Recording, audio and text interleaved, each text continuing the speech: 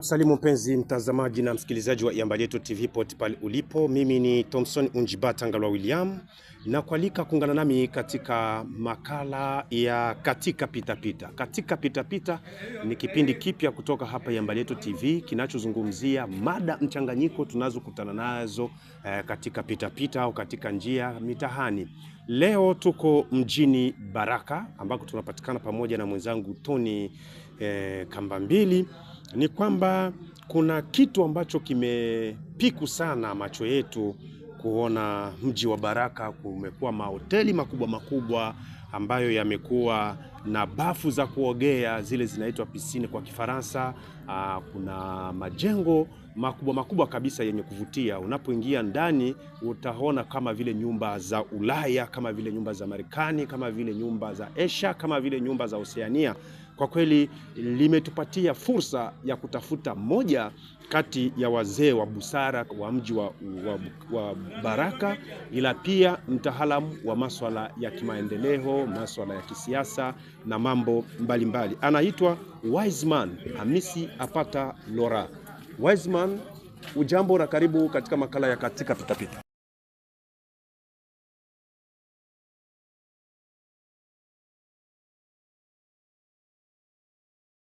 Wiseman Hamisi Apata Lora, ujambo? Asijambo bana, niko hapa Baraka ni siku mbili sasa. Habari zako za afya? Nzuri kabisa, hewa yangu ni nzuri, afya yangu nzuri. Kila kitu niko tayari kukujibu maswali yako bwana Thompson. Kwa nini unakuwa uogopi maswali kila mara ninapokusogelea? Mimi siogopi maswali kwa sababu nazoea maswali, na wakati mimi nilisoma masomo banaita sophisme. Sophisme ni ba Greek ba zamani, bale ba filosofi balikuwa wanajitayarisha kwa kujibu kila swali, na sophisme inasema juu ya maswali na utaalamu wa kujibu maswali. Naona una radio mkononi Motorola bwana. Mimi ni kiongozi bana. Mimi natumika na bwana Jean-Jacques Elakano kama vile mshauri wake wa ndani na wa mambo mengi tu. Pia nasaidia bwana William Amuri ya Kutumba mashauri na wengine. Kwa hiyo wewe mzalendo? Mimi mzalendo. Nimezaliwa hapa, na ukizaliwa katika udongo wa Fizi, ukatae usikatae, wewe ni mzalendo. Naam, twende kwenye mada yetu ya Katika Pitapita. Tunazungumzia kuhusu maendeleo ya mji wa Baraka. Vipi wewe kwa macho yako mawili na ukitumia hata jicho lako la tatu, unaonaje maendeleo ya mji huu? Mji wa Baraka wakati tulikuwa katika miaka ya 85, 89, 95, 96, mji wa Baraka ulikuwa nyuma sana. Lakini kwa leo tunaona magorofa bana ya kutisha, ni kama zile nilipoona kule Ndoa, kama nilipoona kule India, kama Marekani bwana ninapoishi. Kweli nchi wa Baraka unaendelea. Lakini sasa nchi ya Jamhuri ya Kidemokrasia ya Kongo ina vita kati ya serikali na wahasi wa M23 na AFC ya Kornenanga. Hivi vita tulivyoviona na kuvishuhudia huko Goma, Bukavu, Minova, Nyabibwe, Shanje, Lumbishi, Ngungu, Bweremana ni vita vikali vyenye kutisha. Vipi uoni kwamba vikija maeneo haya vitakuwa na vinyume kwa maendeleo ya mji wa Baraka? Bwana Thompson Unji, acha nikuelezee mambo ya vita. Mpaka wapi? Rwanda. Tuko nguvu? Ndio. Tuko nguvu? Ndio. Tunapiga adui Rwanda? Ndio. Sawa. Na kizani pale tuko tayari, hata ukiwa kutukamata saa hii tuko tayari kwa kwenda pigana wapi? Rwanda. Tutaanzia wapi? Kamanyola. Kamanyola tunaingia mpaka wapi? Rwanda. Hatukukuya kutukeze mbea pana. Tunakuya hapa batunyanganye budongo yetu ya wababu yenyewe walituachi.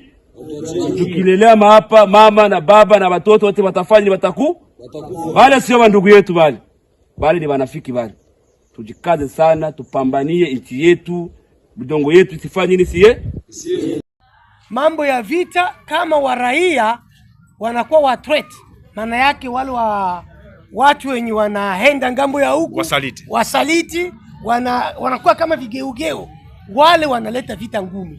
Lakini nakuelezea vita hivi vinavyokuja huko havitafika hapa Ubembe bwana, kwa sababu vijana wa Ubembe tayari wameisha fika Uvira na ile Plaine de la Ruzizi, wanajarana mule ajabu. na wana influence, wanafanya sensibilisation ili vita isifike huku. Na hivyo bwana, mambo ya vita haiwezi kugusa maendeleo ya Baraka. Tuna imani ya kwamba Baraka itaendelea na itazidi kutenda yale wanaotenda.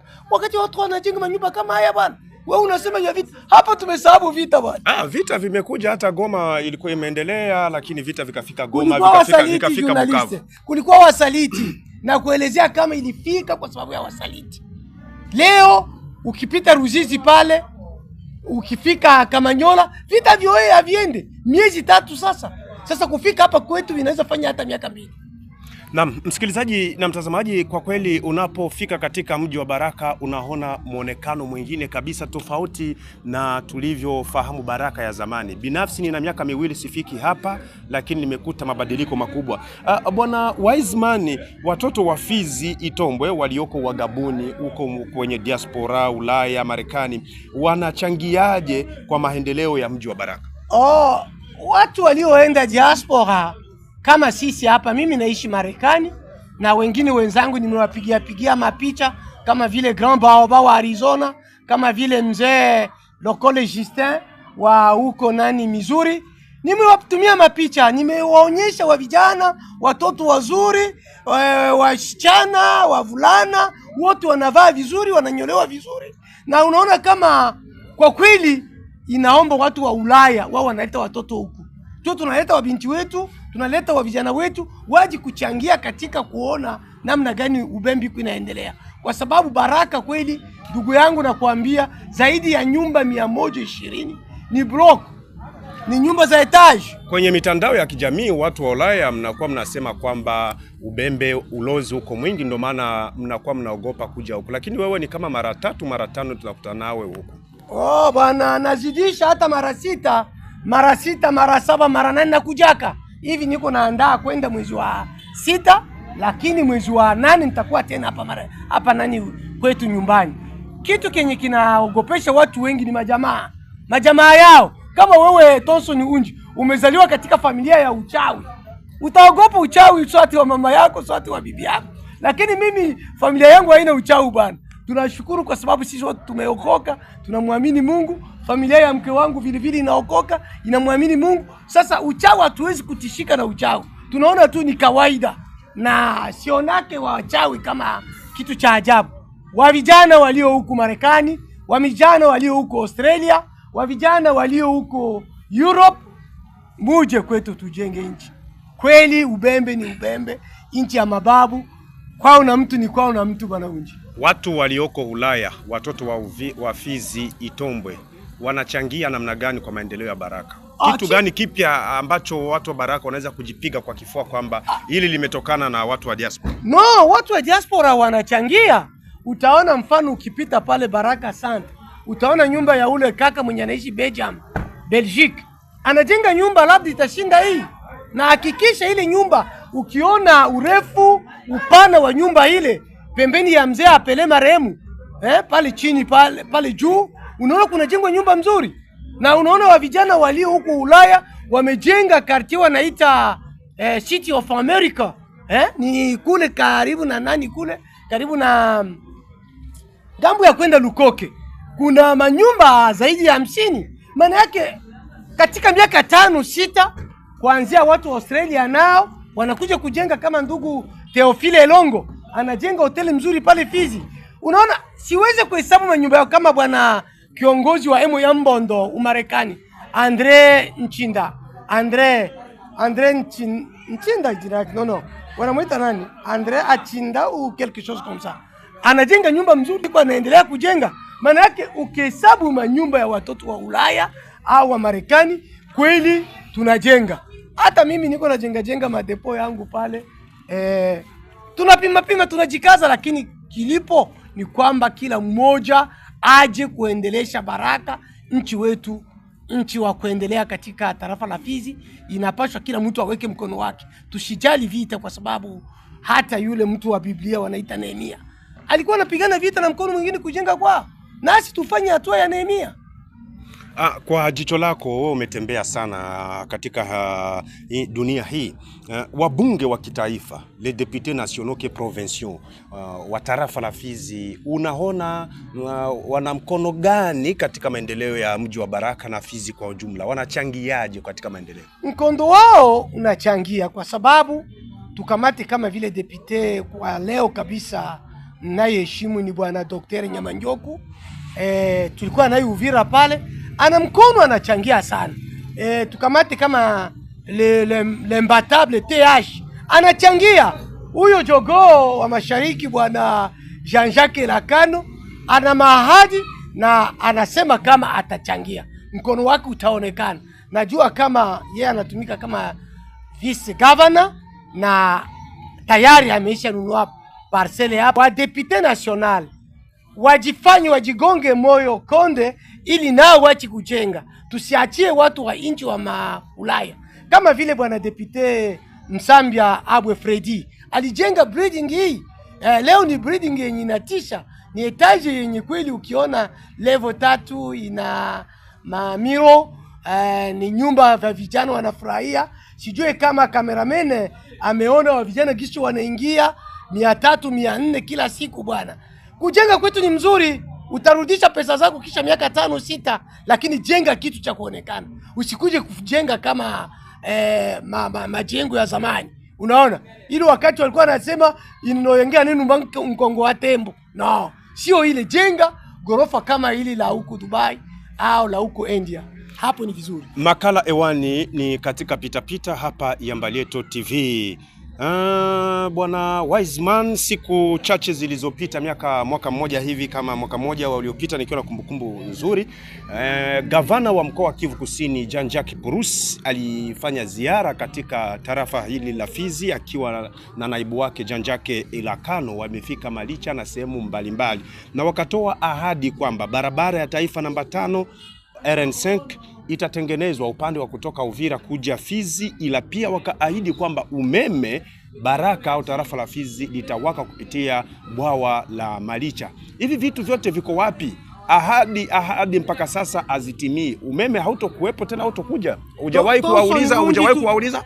Bana, tuelezane vizuri. Wewe ulisema hapa katika kinywa chako mwenyewe ukihakikisha kama kuna vita. Na ndio maana umeniswali swali la vita, bwana maendeleo itakuaje na vita. Hiyo swali la barabara, ujue RN5 ni barabara ya serikali. Il faut kuwe budget ya gouvernement central.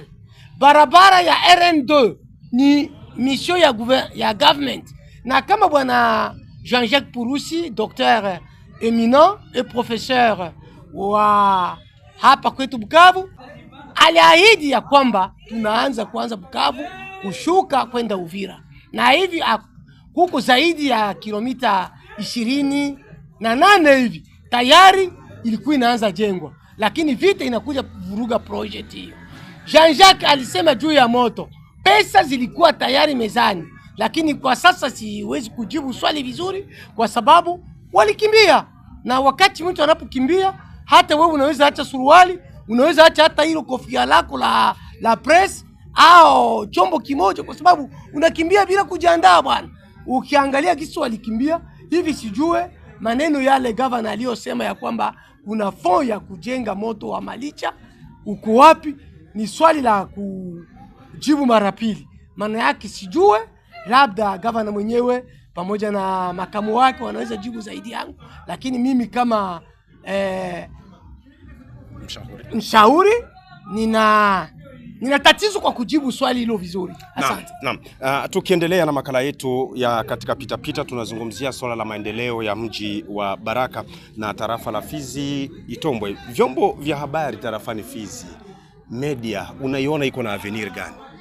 Media kama vile tuseme Yambalieto TV mara kwa mara wananioji, kama vile Radio Njoku ya bwana Hamisi Mwanuke director, vile wananioji kama Baraka, kama Fizi, kama unaona maredio nyingi au media za vijana wetu wa Fizi zina matatizo kwa sababu vyombo vya kitaalamu hawapate haraka.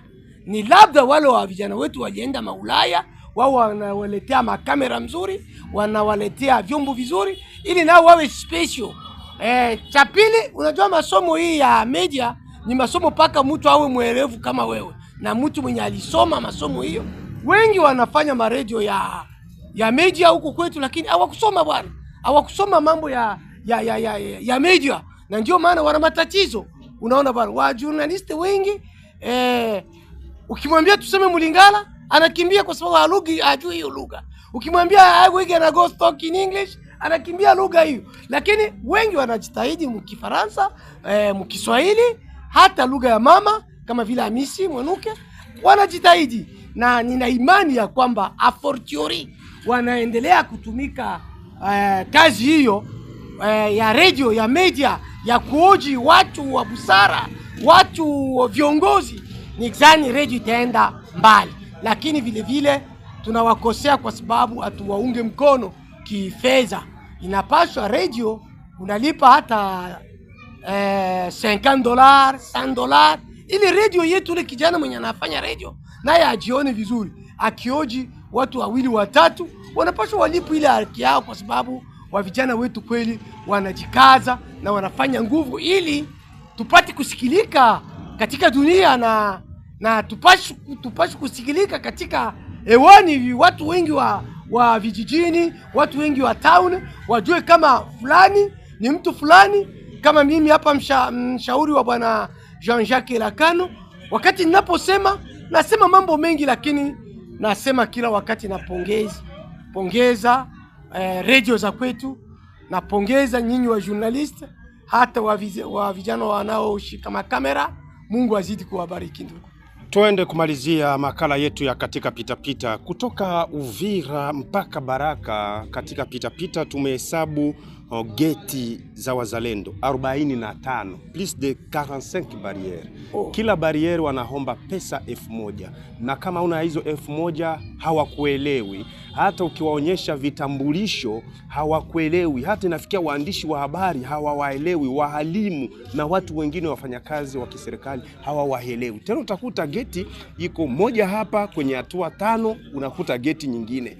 Hili swala hili, wewe kama vile unayesogelea wazalendo, unawasogelea, unawashauri, kama umesema vile unamshauri mzee William Yakutumba na wengine, unafikiri kwamba halileti changamoto na linaweza kuleta madhara? Acha nianzie hapo. Wakati unapotaja jina la William Amuri Yakutumba, utatoka hapa paka kufika Uvira, inawezekana usione bariere yake, lakini wa vijana hao wengine walichupuka kama vile Wankina Toronto wa marehemu Ibuela, ndio wanatandika mabariere zao. Nimeuliza, nikafika pale Makobola, ndio nilisikia kuna bariere ya William Amuri Yakutumba, lakini ni moja tu. Sasa hizo 45 umeziona ni wa vijana wetu tu, na kama wasikizi wazee au wa journalist au watu wa makanisa ni mbaya, kwa sababu nakumbuka mwaka uliopita Jean-Jacques Purusi, gavana wa South Kivu, tulikuwa naye ofisini, akasema sipendi zone ya Fizi iwamo mabariere. Maana yake gavana titulaire Purusi, nimesikia mimi amepana shauri ya kwamba mabariere yote yatoke, kuchukue bariere ndani ya tronso Uvira Fizi, kuchukue mabariere, na kama kunaweza kuwa bariere ziwe za kuhesabiwa, lakini 45 ni nyingi bana. Najua kama hawasikie watu, kwa sababu kisha kupata zile pesa kidogo kidogo wanakunywa pombe, vilewa. Sasa utamwambia mtu macho inaishakuwa inakuwa mbaya ya juu ya vilewa, inawachanganya. Hatumikishi tena akili yake, lakini ukimkutanisha na akili sahihi utamuona kabisa na kujibu, na labda anaweza kupitisha. Ukiwa kiongozi wa kanisa, ukiwa journalist, ukiwa mtu wa kazi kama kiongozi wa kazi ya serikali, wanakuelewa. Lakini utaona wengine wa viongozi vile wanatembea bila vibali. Kiongozi anapotembea anapaswa kuwa na vibali, lakini mwingine utamuuliza hana hata carte d'enrôlement. Ile ni mbaya. Sasa wakati huu wa vita tutazidi kuambia viongozi ya kwamba wapunguze mabariere, isiwe nyingi, kwa sababu wewe baba yako ndio alifanya ukamate bunduki kwa sababu ya kumtetea. Ulikamata bunduki kwa sababu ya kutetea dada yako. Sasa kwa nini umsumbue? Bupesa budogo ni mkutana. Sasa wakati mmoja na mzee Kigogo Dunia Luenda alisema, alikuwa anamueleza ndugu Mayele aseme general, wache kuweka mabariere tena. Maana yake kauli za viongozi wa ngazi za juu, awe Jean-Jacques Elakano, awe Purusi, awe generali ya Kutumba, au tuseme kiongozi ya Kutumba, nataka sema hivyo, wa CPNCC, awe mzee Rene, awe kiongozi yoyote ule, hawahitaji barabarani kuwe kweli ile mabariere. Na ndio maana tuambie wale wa vijana wetu tusaidiane, ili wasikuwa wanavuruga watu wa kutembea, waache na uhuru. Asante. Mpenzi mtazamaji, tunafika mwisho wa makala yetu ya katika pitapita. Tumegusia pointi mbalimbali, ila mada kabisa ilikuwa ni kuhusu maendeleo ya mji wa Baraka. Umebadilika, una matarajio gani hapo mbeleni? Nini kinaweza kikaja kwa ajili ya kufanikisha maendeleo ya mji wa Baraka? Na umekwenda kumsikia mwalikwa wetu wa siku ambaye ni Wiseman Amisi Apata Lora. Amedondoa mengi kabisa katika dakika hizi takriban 23. Wiseman, tunakushukuru kwa muda wako, na karibu mara nyingine tena tutakapokualika, iwe katika makala ya katika pitapita, makala ya Info Minute, katika makala yetu kipindi chetu kikubwa cha habari mbichi na vinginevyo. Tunakualika mara nyingine. Asante sana, na mimi nawashukuru pia kwa mazungumzo juu ya maendeleo, lakini ninaposema ya kwamba watu waje, uwe mwenye kutumika katika serikali, uwe wa diaspora, tuje tujenge nchi yetu ya Fizi Tombo, tujenge Baraka, tujenge Mboko, tujenge Fizi, tujenge Misisi. Ni wajibu wetu, tusiangalie vita. Lakini nashukuru journaliste kwa kuzungumza kwa ajili ya majengo na nchi wa Baraka. Asante. Shukran. Mwisho kabisa, mpenzi mtazamaji wa makala haya ya katika pitapita kutoka hapa Yambaletu TV. Mimi ni Thomson Unjibata Ngalwa William, ni mshukuru mwenzangu Tony Kambambili, rubani dereva na upande wa kamera, ila pia Bi Tunza Rusia ambaye huwa katika chumba chetu cha upishi mara kwa mara. Kutoka hapa Baraka Mwansombo, mimi nikuage tu nasema bye bye. Bye bye.